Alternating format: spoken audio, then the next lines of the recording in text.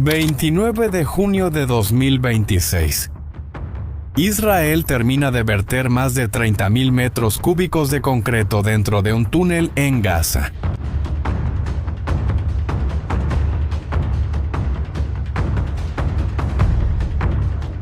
Fueron necesarios casi 1.000 camiones y 3 meses de trabajo. Todo para sellar 16 kilómetros de pasaje subterráneo, llenando cada espacio hasta que se convirtiera en piedra maciza. Y lo más curioso es que ese no era el túnel más grande de Gaza. Y tampoco fue el más peligroso.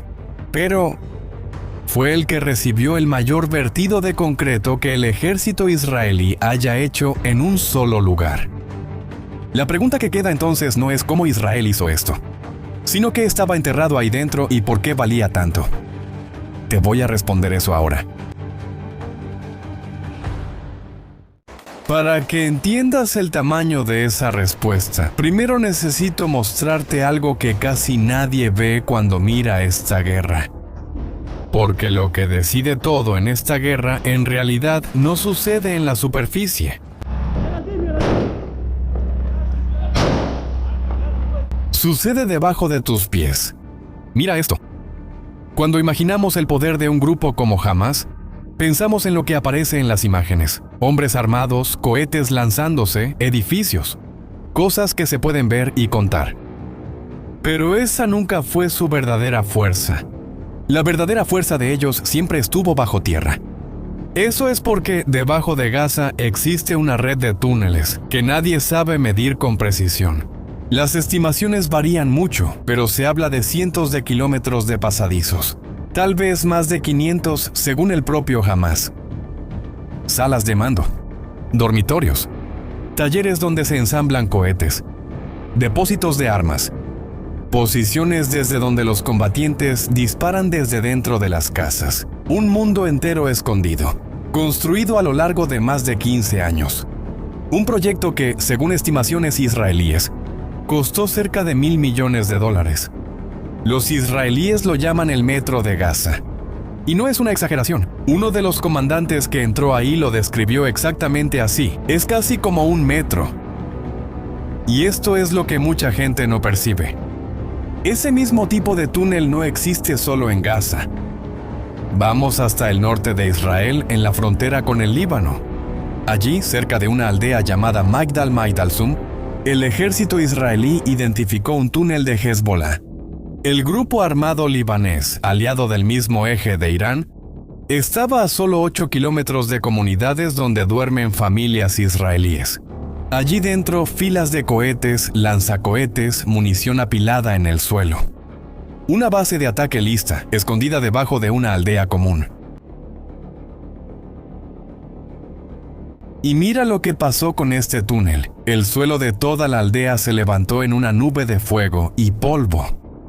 Israel destruyó el túnel, aunque existía un cese al fuego mediado por Estados Unidos.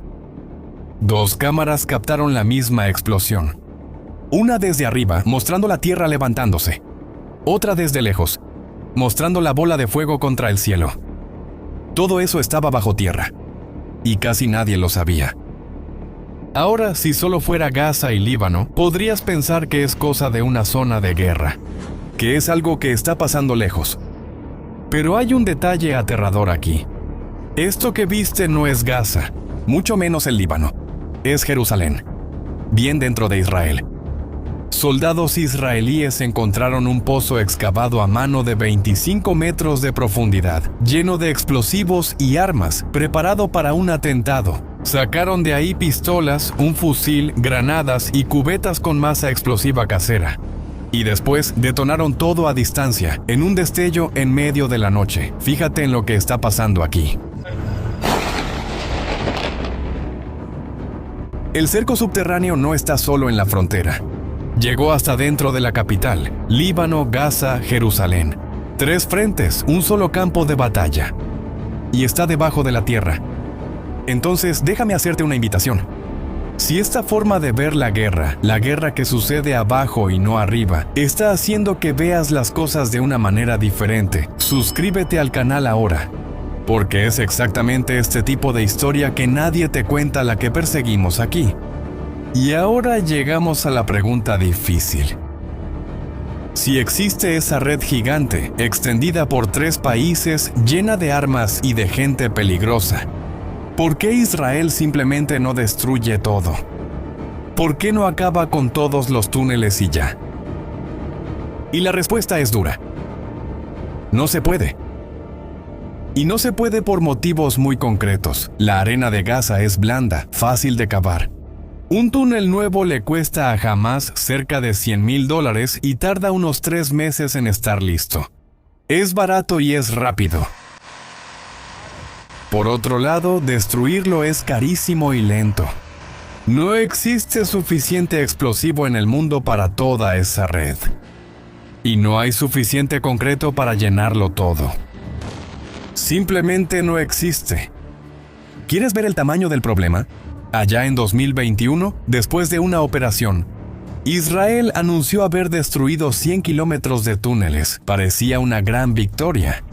Pero el líder de Hamás en Gaza, en ese momento, respondió que eso era solo una fracción, que la red superaba los 500 kilómetros y que habían perdido casi nada. Y cuando la Gran Guerra comenzó, en 2023, y los soldados israelíes finalmente entraron de verdad en la red, quedaron impactados. Encontraron miles de pozos de acceso, muchos más de lo que cualquier estimación anterior. La red era mucho más grande de lo que se imaginaba, y continuaba en gran parte debajo de ellos. Entonces, ¿eso es todo? ¿La guerra subterránea está perdida? ¿Por qué? Si no puedes destruirlo todo, ¿eso significa que el enemigo ganó? Y aquí está el giro. Porque el problema nunca fue la respuesta. El problema era la pregunta. La pregunta que todos hacen es, ¿cómo destruir todos los túneles? O tal vez, ¿cómo acabar de una vez por todas con Hamás? Y esas preguntas no tienen respuesta. Porque Hamás, antes de ser un ejército, es una idea. Y no puedes hacer estallar una idea. No importa cuánto concreto tengas, una idea no se entierra. Pero hay otra pregunta. Y esa sí tiene respuesta. La pregunta correcta es, ¿cómo le quitas a una idea la capacidad de matarte? ¿Cómo desarmas físicamente a un enemigo que no puedes eliminar? Y la respuesta a esa pregunta es toda la estrategia de Israel hoy en día. En vez de intentar destruirlo todo, eso que ya vimos que es una misión imposible, Israel empezó a elegir. Ahora los militares israelíes clasifican los túneles según el poder que le dan al enemigo. Los túneles que cruzan fronteras y traen armas del exterior, esos son prioridad. Los que conectan una zona con otra y permiten que el enemigo se mueva oculto, prioridad. Las salas de mando, el corazón del sistema, prioridad máxima. ¿Y qué decir de los túneles pequeños, locales, sin gran valor? Esos pueden que nunca sean destruidos. Y está bien, porque la meta dejó de ser borrar todo el mapa. La meta pasó a ser quitarle al enemigo lo que realmente le da poder. Los israelíes incluso dejaron de hablar de destruir los túneles. Hoy ellos hablan de negar su uso. En otras palabras, eso significa hacer que el túnel sea inútil. No importa si su carcasa todavía está ahí abajo, siempre y cuando nadie pueda usar eso para atacar. Y por eso el concreto es tan importante y tan raro. Llenar el túnel de concreto, sellar 16 kilómetros hasta que se vuelva piedra, es demasiado caro para hacerlo en todas partes. El concreto no es la regla, es el medida excepcional. Es lo que Israel reserva para los objetivos más valiosos de todos, aquellos que valen cada camión. Lo que nos lleva de vuelta al principio, al túnel de los 1000 camiones de concreto. Porque ahora ya sabes que ese enorme vertido no fue al azar. Israel no gasta todo eso por nada. Si ese túnel mereció el tratamiento máximo, es porque ese túnel valía el tratamiento máximo. Y ahí está la pregunta que quedó abierta desde el principio. ¿Qué había ahí dentro? Ese túnel era un centro de comando de la Brigada de Rafa, una de las principales fuerzas de Hamás en el sur de Gaza. Había como 80 habitaciones allá abajo, Pasaba por debajo de todo un barrio residencial. Por debajo de mezquitas, de una escuela, de guarderías, de una clínica. Un cuartel general escondido bajo la vida cotidiana de las personas. Pero no fue por eso que este túnel pasó a la historia. Fue por causa de un hombre. Su nombre era Hadar Goldin, teniente del ejército israelí. Tenía 23 años. Era artista, le gustaba pintar. Estaba comprometido y se iba a casar pocos meses después. Y el 1 de agosto de 2014, él estaba en combate en Rafa, en Gaza. Ese día había un alto al fuego. Una tregua de 72 horas negociada por las Naciones Unidas y por Estados Unidos, que había comenzado hacía poco más de una hora. Se suponía que era una pausa, un respiro. Y fue exactamente en ese respiro cuando hombres de Hamás salieron de un túnel, atacaron la unidad de Hadar, mataron a 3 soldados y arrastraron su cuerpo hacia el interior de la tierra. Y ahí el cuerpo de Hadar Goldin se quedó. No por días, no por meses, por 11 años, 4.120 días. Durante todo ese tiempo, su familia no se rindió ni un solo día.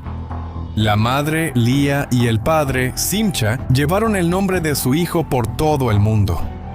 Ella dio un discurso en las Naciones Unidas, en Ginebra, apelando ante una sala llena de representantes de distintos países. Sus palabras eran fuertes. Ella decía: imaginen que fuera su hijo. Durante años, ellos se sintieron solos en esa lucha. Tuvieron que luchar incluso para incluir el nombre de su propio hijo en la lista oficial. Pero ellos no se detuvieron. Y al final de 2025, después de 11 años, el cuerpo de Hadar Goldin finalmente regresó a casa. Regresó para ser enterrado en Israel con honor, con la bandera sobre el ataúd, con soldados que habían luchado a su lado, formando la guardia. Afuera de la casa, su madre dijo en voz baja solo 6 palabras: Él es nuestro. Él está en casa. Y el jefe de las Fuerzas Armadas de Israel en el entierro dijo una frase que explica todo lo que acabas de ver. Él dijo: el círculo está cerrado. Ahora entiendes lo del concreto. Ese túnel que recibió 1000 camiones. Era ese.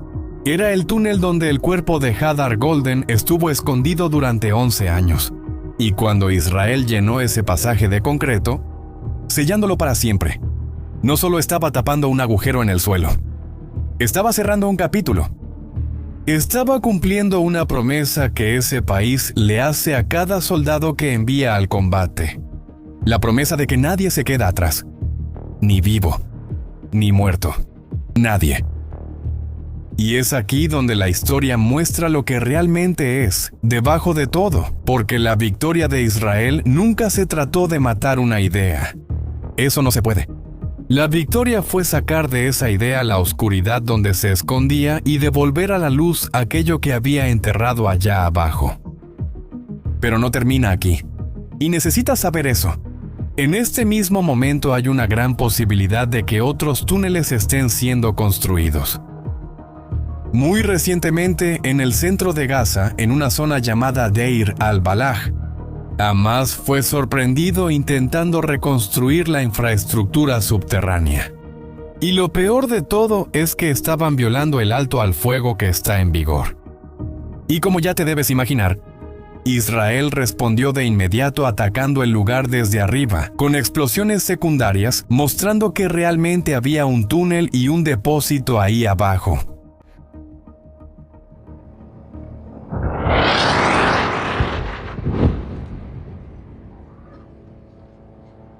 La verdad es que la tierra de Gaza todavía guarda cientos de kilómetros de pasadizos. Los combatientes de Hamás van ahí y vuelven a cavar. Esa historia lamentablemente todavía va a continuar. Porque la guerra subterránea no terminó con ese túnel sellado. Es el campo de batalla de los próximos años.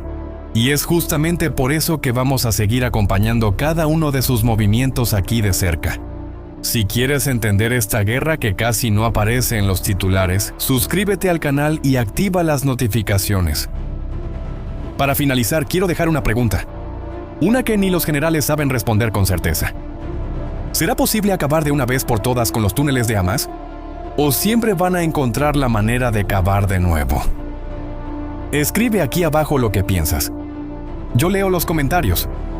Muchas gracias por ver hasta aquí. Nos vemos en el próximo video.